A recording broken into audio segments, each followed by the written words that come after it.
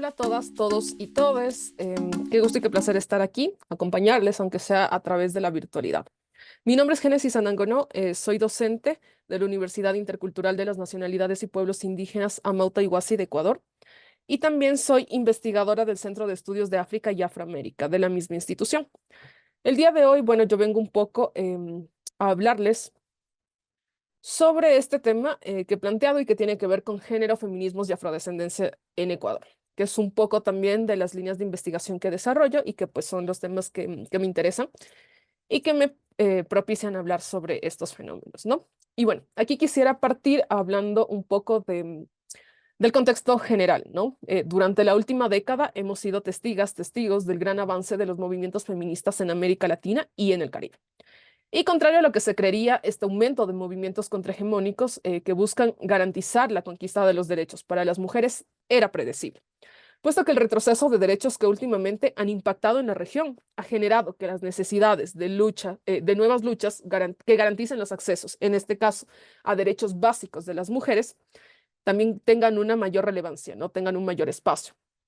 Pero hablar de ellos, ahí está también como que un poco el tema, ¿no? Que seguimos hablando de ellos homogenizándolos. Y esto es un error. Un error que las mujeres diversas ya nos han dejado saber y por ello también han desarrollado otras formas de enunciación y lucha, que están apegadas, en algunos casos, a los mandatos ancestrales de los pueblos y que responden a las necesidades específicas, que el feminismo hegemónico y burgués, nacido en la Ilustración, no ha considerado al momento de reclamar estos derechos. En el caso de Ecuador, esto no es una excepción pues el movimiento feminista también ha permeado la sociedad, el Estado, la academia y la vida cotidiana son algunos de los espacios donde podemos ver la influencia de este movimiento social. Sin embargo, aún hay dudas que desde la hegemonía se gestan par y con las mujeres, ¿no? Indígenas, negras, afrodescendientes. Y que un poco con este planteamiento que les presento el día de hoy, también genera algunas reflexiones críticas que quieren exponer cómo las mujeres negras y afrodescendientes, sus luchas y resistencias, han sido excluidas de la historia, que pese a ser fundamental en la construcción de las sociedades, siguen siendo vistas y entendidas como algo lejano y que se reconocen exclusivamente en el terreno folclórico, ¿no? Entonces, bueno, creo que aquí es importante también partir un poco hablando del movimiento feminista ecuatoriano. Y para hacerlo es necesario remontarse a la primera mitad del siglo XX, cuando mujeres liberales, populares, campesinas, negras y afrodescendientes desde diversos ámbitos empiezan a gestar luchas en contra de las violencias que les atraviesan. Es así que en el caso específico de las mujeres indígenas del Ecuador, las luchas por la defensa del agua y los territorios fue liderada por las mujeres indígenas, que en su momento se opusieron a la violenta ocupación de sus territorios. En el caso específico de las disputas por el acceso a la educación o al voto femenino, en cambio, aquí habían protagonistas, que en este caso eran mujeres blancas y mestizas, de clases sociales acomodadas, que en cambio ellas buscaban el reconocimiento de este derecho. Esto es como que lo que nos dice la historia oficial del Ecuador. Sin embargo, ni la historia oficial del Ecuador ni las investigaciones nombran a las mujeres negras, que también cumplieron un rol muy importante en temas relacionados con la abolición de la esclavización e incluso con la independencia de la corona española.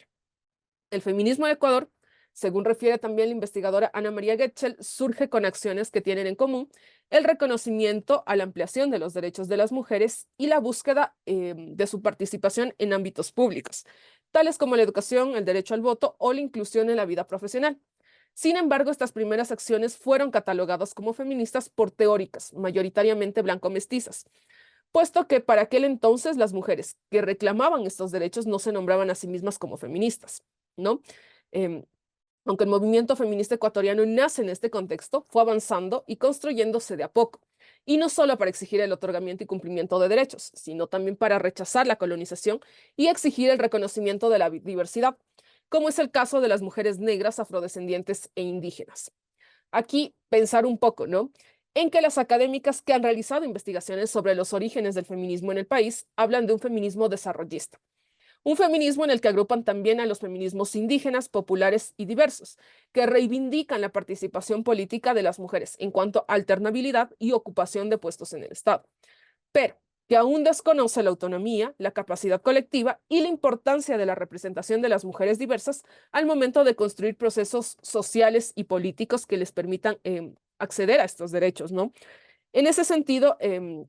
y con el paso de los años también en Ecuador, se han ido construyendo procesos sociales y comunitarios, a través de los cuales las mujeres de sectores populares reivindican su derecho a la participación política y social en esferas públicas, pero también construyen procesos desde la colectividad,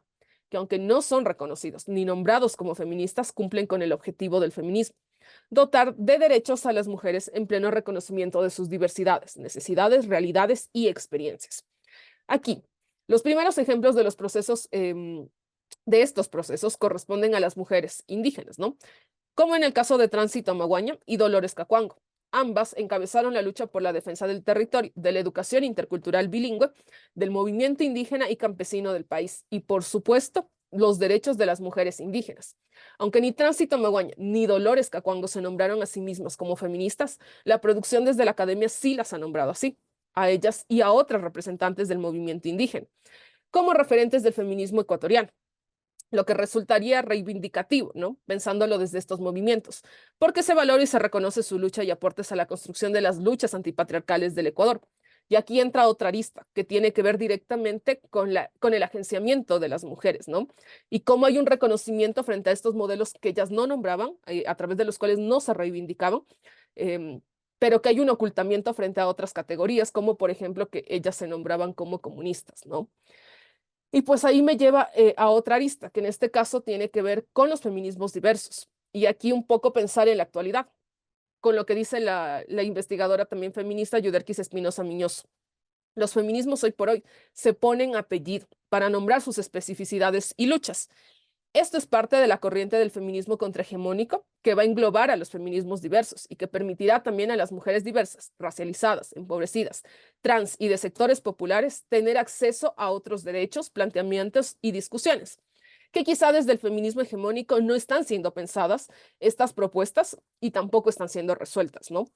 Es así como las mujeres indígenas, negras, afrodescendientes, caribeñas, lesbianas y populares empiezan a asumir estas identidades y construyen sus militancias y luchas, que van a ser reescritas en la historia que les fue negada. Esta construcción autónoma y alejada de las epistemologías que produce el norte global responde a la necesidad de entender y de explicar las formas de vida de las mujeres que no encajan con esta forma tradicional de ser mujer, que el feminismo hegemónico plantea hasta el día de hoy: mujer heterosexual, blanca o mestiza, de clase media o de clase alta, ¿no? Sobre la que otras mujeres no entramos. En oposición y rechazo a este único modelo surgen propuestas epistemológicas desde América Latina, que, como explica también la teórica feminista Ochi Curiel, buscan no solo cuestionar al feminismo ilustrado, estatal e institucionalizado, sino que también se piensan y repiensan a sí mismos en la necesidad de construir una práctica política que considera la imbricación de los sistemas de dominación como el sexismo, el racismo, el heterosexismo y el capitalismo. En su trabajo sobre la crítica postcolonial, desde las perspectivas del feminismo antirracista, Ochi Curiel señala que en América Latina la formación de esta corriente epistemológica tiene sus inicios en la década de los 70, pues fue un periodo cuando las feministas racializadas, incluyendo a las mujeres negras, afrodescendientes e indígenas, comienzan a desarrollar sus proyectos centrándose en la crítica a la poscolonialidad. No obstante, Curiel destaca que estas voces han sido insuficientemente reconocidas, ya que a pesar de los esfuerzos en algunos sectores académicos y políticos por abrir espacios a la llamada subalternidad, dichos esfuerzos suelen surgir desde estas perspectivas elitistas y particulares, ¿no? Desde los enfoques masculinos y androcéntricos. Estos enfoques obviamente niegan la posibilidad de que los grupos subalternos participen como generadores de conocimiento y reciban reconocimiento por sus procesos de construcción social, especialmente en el caso de las feministas negras y afrodescendientes. Este menosprecio a los saberes de las mujeres negras y afrodescendientes, que es explicado por Betty Ruth Lozano, se atribuye también a la consideración de estos conocimientos como banales, ¿no? Se argumenta que estos saberes supuestamente no requieren estructuras categoriales complejas para su interpretación y por lo tanto no merecen ser narrados. Em, Curiel señala que estas experiencias son percibidas desde los movimientos feministas e incluso desde la academia como prácticas feministas no aptas para el consumo académico y teórico. Esto obviamente ha resultado en la negación de los conocimientos y las producciones de las mujeres racializadas del sur, quienes aparentemente tendremos la obligación de recurrir a teorías desarrolladas por investigadoras sociales de Estados Unidos y Europa.